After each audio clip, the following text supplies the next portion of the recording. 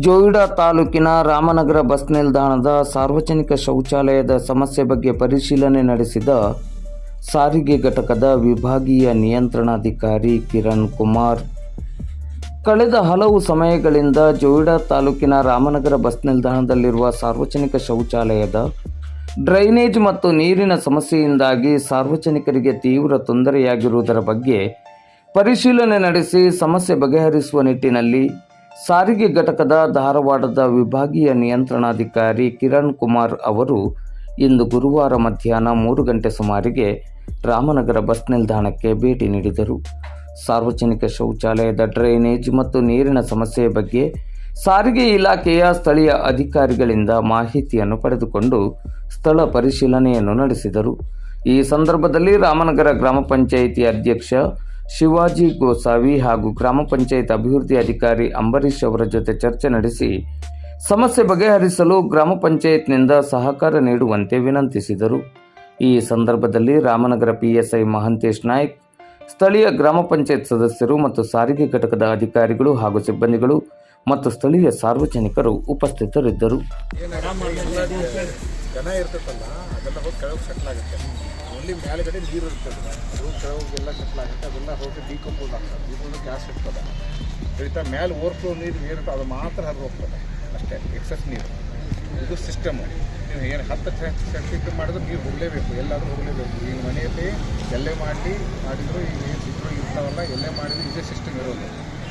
ವಾರಕ್ಕೊಂದ್ಸಲ ಅದು ನಾವು ಕ್ಲೀನ್ ಮಾಡಿದರೆ ಇದು ಬಂದು ಕ್ಲೀನ್ ಮಾಡಿದರೆ ಅದು ನಾನು ಹೇಳ್ತಾ ಇದ್ದೀನಿ. ಅವಶ್ಯಕತೆ ಇರಲಿಲ್ಲ. ಸೆಪ್ಟಿಂಗ್ ಟ್ಯಾಂಕ್ ಉದ್ದೇಶ ಮಾಡೋದಕ್ಕೆ ನೀವು ಓವರ್ಫ್ಲೋ ಆಯ್ತು ಅಂದರೆ ಅದು ಮೇಲ್ಗಡೆನೇ ಕಾಣಕ್ಕೆ ಸ್ಟಾರ್ಟ್ ಆಗ್ತದೆ. ಎಲ್ಲೋ ಪಾಯಿಂಟ್ ಅದು ಕಾಣ್ತು ಅಂದಾಗ ಕೆಟ್ಟದ್ದು ಓವರ್ಫ್ಲೋ. ಅವಾಗೇನು ತುಂಬಿದೆ ಅಂತ ಅವಾಗ ನಾವು ಸಕ್ಕಿಂಗ್ ಮಿಷಿನ್ ಹಚ್ಚಿ, ಕೆಳಗಿನ ಮಿಷಿನ್ ಹಚ್ಚಿ ಅದನ್ನ ತೆಗೆಸ್ತೇವೆ. ಇದು ಆ ಸ್ಥಿತಿಯಲ್ಲಿ ಇಲ್ಲ. ಇದೇನಿದೆ ಅಂತಂದರೆ ಯಾವುದೇ ಮಾಡಲಿ ನೀವು ಈ ಮನೆಯಲ್ಲಿ ಇರ್ತಾವಲ್ಲ ನೀವು ಸಿಸ್ಟಮಲ್ಲಿ ಸೆಪ್ಟಿಂಗ್ ಟ್ಯಾಂಕ್ ಅಂತ ಏನು ಹೇಳಿ ಗ್ಯಾಸ್ ಡಿಕಂಪೋಸ್ ಆಗಿ ಹೋಗ್ತದೆ.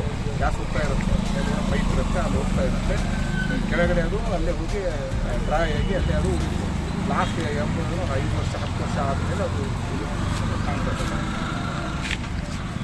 ಈಗ ಹೋಗ್ತಾ ಇರೋದು ನೀರು ಓವರ್ಫ್ಲೋ ನೀರು, ನಾಟ್ ದಿ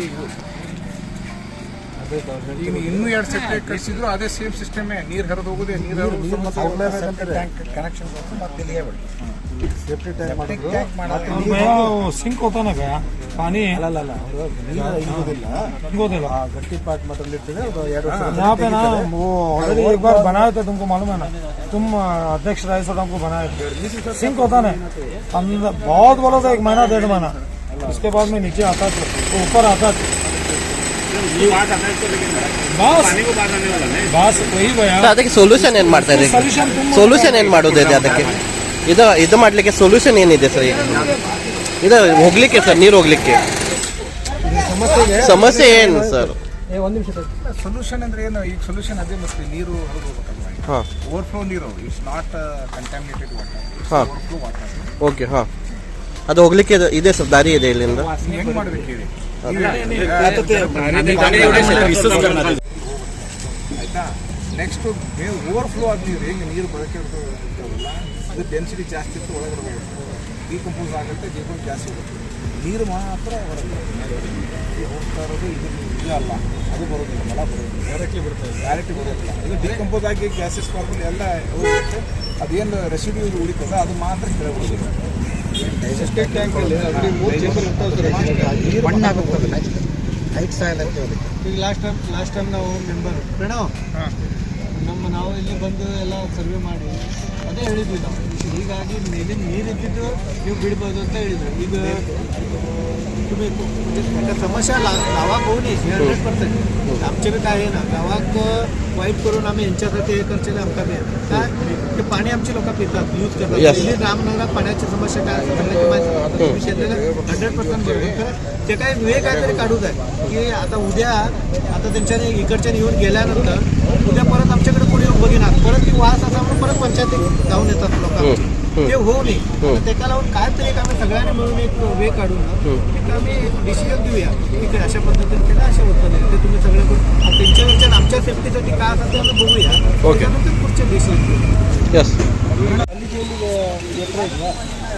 ಇದಲ್ಲ, ಇದು ಹಾಕಿದ್ರು ಚರಂಡಿ ಹಾಕಿದ್ರು.